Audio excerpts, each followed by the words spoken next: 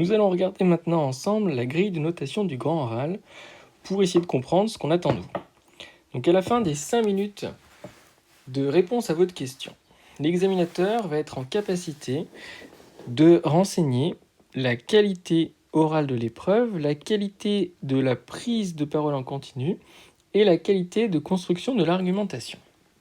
Alors si on regarde pour commencer la qualité orale de l'épreuve, plus on va dans le satisfaisant, plus votre oral a de qualité, c'est-à-dire que vous avez une voix qui est claire, qui est modulée, vous contrôlez vraiment vos voix, vous avez des qualités orales indéniables.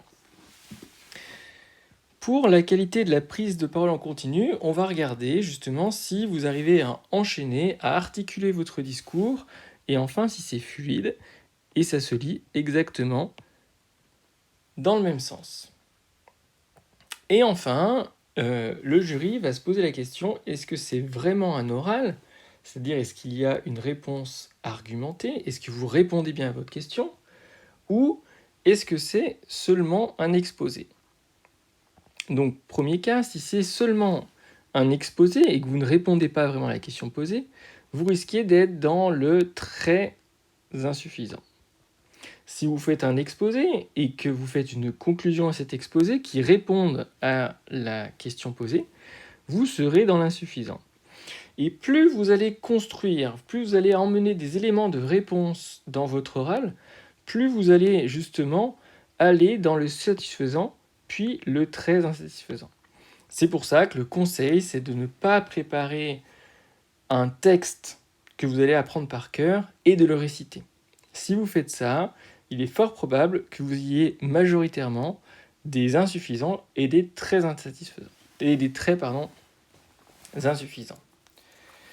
Deuxième partie, il va y avoir 10 minutes d'interaction au sujet justement autour de cette question, puis après 5 minutes d'interaction avec le jury sur votre orientation.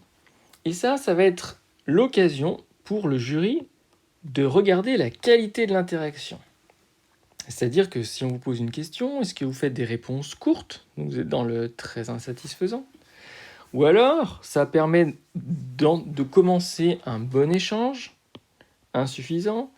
Ou si justement, il y a vraiment un bon échange, que vous répondez de manière pertinente, si vous prenez l'initiative, si vous exploitez judicieusement les éléments fournis, vous arriverez dans le très satisfaisant.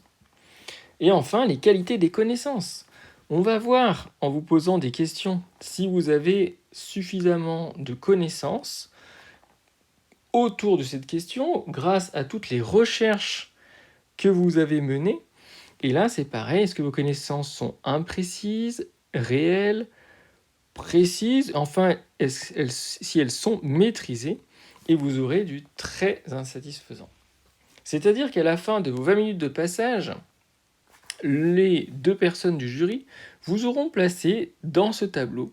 Et à partir du nombre de très satisfaisant, satisfaisant, insuffisant et très insuffisant, ils pourront transformer cela en une note et ce sera votre note de grand oral.